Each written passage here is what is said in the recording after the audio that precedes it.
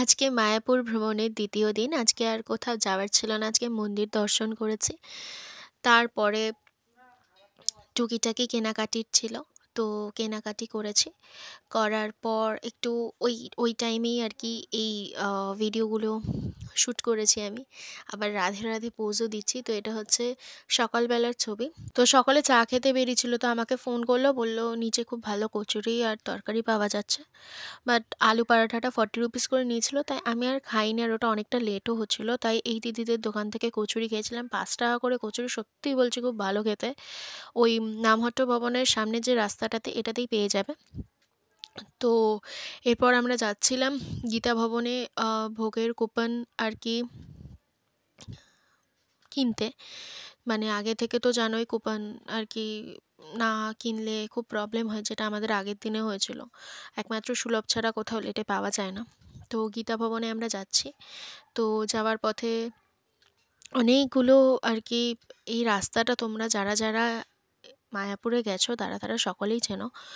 আর এটা ওই যে চৈতন্যমৃত ভবন, পরপর গদা ভবনের যে পাশ দিয়ে যে রাস্তাটা গেছে, ওই রাস্তা দিয়ে আমরা সোজা হাঁটছিলাম। আর সত্যি কথা বলতে তো সুন্দর না, পাটা একটু ব্যথা করছিল, কিন্তু ইটস ওকে। আর এটা ছিল আমার লুক। রাধাকৃষ্ণের ব্রোচটাও এখানে আমি পরেছিলাম।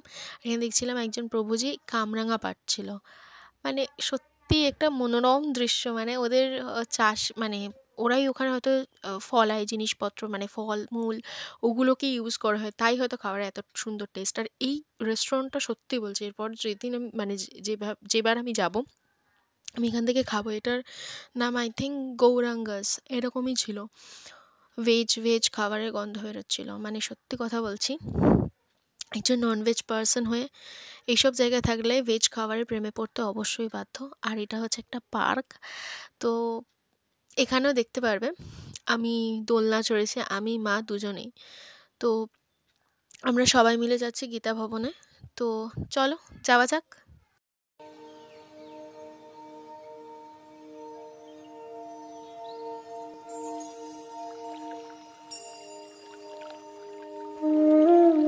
গীতা ভবনে পৌঁছানোর পর আর ভেতরে যাওয়ার ইচ্ছাই করছিল না। বাইরেটা এত সুন্দর ফুল গাছ দিয়ে ডেকোরেশন করা আছে, সত্যি কথা বলতে ওখান থেকে আমার নড়তে ইচ্ছে করছিল না। আর সত্যি মায়াপুরে মায়া আছে, মানে যেখানেই যাচ্ছি এত সুন্দর, মানে ফুল গাছ চারিদিকে সবুজ। আছে বিল্ডিং, অবশ্যই প্রয়োজনে সেগুলো করা হয়েছে, কিন্তু বেশিরভাগটাই আর কি সবুজ রয়েছে এখনও অবধি। তো আমার খুব ভালো লেগেছে এই বিষয়টা। তো আমরা ওখানে দাঁড়িয়ে অনেক ছবি তুলেছি, কিন্তু রোদ্দুরও ছিল, তো যার কারণে ছবি খুব একটা যে ভালো আসছে তা নয়। আর অত হাতে সময়ও ছিল না। ঘুরতে গেছি, যতটা পেরেছি ফোনটা কম রিডিউস করার চেষ্টা। অনেক সময়তেই অনেক ক্লিপ এখানে নেই, কারণ আমার কাছে সেই মুহূর্তে আমি ফোন রাখিনি, আমি উপলব্ধি করেছি জায়গাটাকে। তো 2024-এ যদি কোনো একটা ভালো মোমেন্ট আমাকে বলতে বলা হয়, তো আমি বলবো ইসকন ট্রিপ। এই ট্রিপটা সত্যিই অনেক দিন ধরে ম্যানিফেস্ট করেছিলাম। এবছরে প্রচুরবার বলেছিলাম, আর সেটা কাজেও দিয়েছে। তার মানে ম্যানিফেস্টেশন সত্যিই কাজ করে। সে কথা আমাদের শ্রীকৃষ্ণও বলে গিয়েছেন শ্রীমদ্ ভাগবত গীতায়। আম, যদিও আমি ওই শ্লোকে এখন অবধি পৌঁছোইনি, বাট আমি এটা একটা পডকাস্ট থেকে জেনেছি। আর সত্যি কথা বলতে, সত্যিই যেটা আমরা মন থেকে চাই সেটা হয়তো আমরা পাই, কিন্তু আমরা সেইভাবে হয়তো ভাবতে পারি না, কারণ অনেক ভাবনার ভিড়ে পজিটিভ ভাবনাটা হয়তো হারিয়ে যায়। তো মা এখানে দোলনা খাচ্ছে। মা যেখানেই দোলনা দেখে সেখানেই দোলনা খায়। তো আমিও বা কেন বাদ যাই, আমিও দোলনায় দুলেছি ওখানে। খুব ভাল লাগছিল, কি বলবো, মানে হালকা হালকা পিকনিকও ভাইব দিচ্ছিল। তো এই ভিডিওটা বাই আমাকে করে দিয়েছে, এর জন্য খুব থ্যাংক ইউ। অ্যান্ড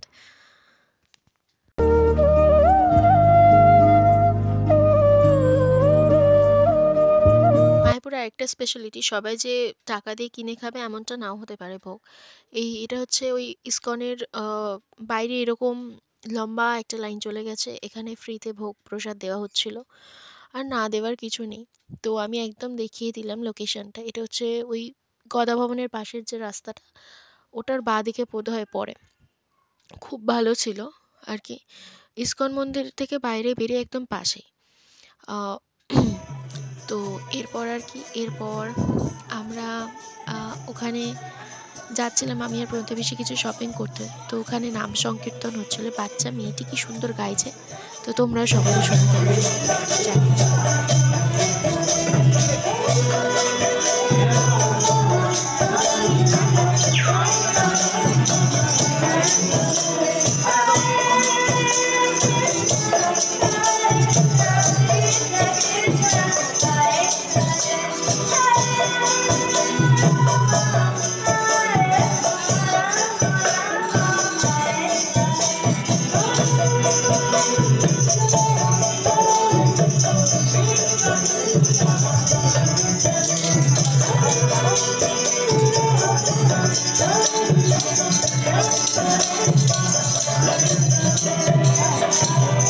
একটা অদ্ভুত ব্যাপার সকলে হয়তো লক্ষ্য করবে, এখন যারা ইংরেজ বা ব্রিটিশ তারা কিন্তু সনাতন ধর্মে চলে আসছে এবং সেগুলোকে অ্যাডাপ্ট করছে, ভগবানের নাম গান করছে, ভগবানের শরণাগত হচ্ছে, ভগবানে বিশ্বাসী হচ্ছে।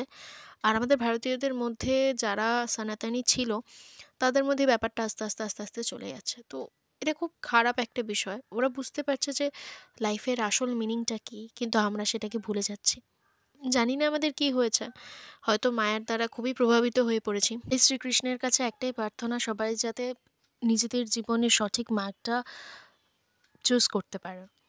তো যাই হোক, আমি আবার ফিরে আসছি, এটা হচ্ছে গীতা ভবনে। গীতা ভবনে আমরা 60 টাকা দিয়ে সেদিন কোপান কেটেছিলাম। তো আমরা ওয়েট করছিলাম খাবার আসার জন্য।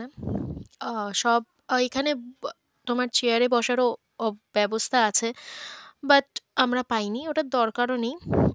একটু এজেড মানুষদের দরকার পড়ে, তো এখানে ওই দিনকার মহাপ্রসাদে আমরা পেয়েছিলাম ভাত, সাথে কচু আলু নানা রকম সবজি দিয়ে একটা গরমা গরম তরকারি, যেটা খেতে সত্যি অতুলনীয় ছিল, মুখে দিচ্ছি মিলিয়ে যাচ্ছে। তো এরপর বোধহয় দিয়েছিল হচ্ছে গিয়ে বেগুনি, হ্যাঁ গরমা গরম বেগুনি। সবাই বেগুনি পাতে পেয়ে খুবই উচ্ছ্বসিত, আমার খুব ভাল লেগেছে, বাট একটা করেই বেগুনি পাবে।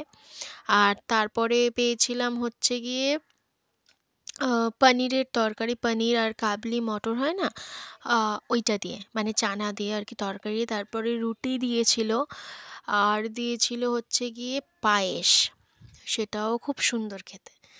তো এরপর হোটেলে ফিরে সব কিছু গুছিয়ে আমাদের ফিরে যাওয়ার পালা। তো তাই আমরা হোটেল থেকে চেক আউট করে আমরা একটু চা খেয়ে সোজা টোটোতে উঠে, দুটো টোটোই লেগেছিল, তো সোজা আমরা গেছিলাম কৃষ্ণনগর স্টেশন থেকে আমরা বাড়ি ফিরবো। তো ওটা প্রায় ধরো আমাদের সময় লেগেছিল 45 মিনিট মতো, থ্রু টোটোতে এসছিলাম।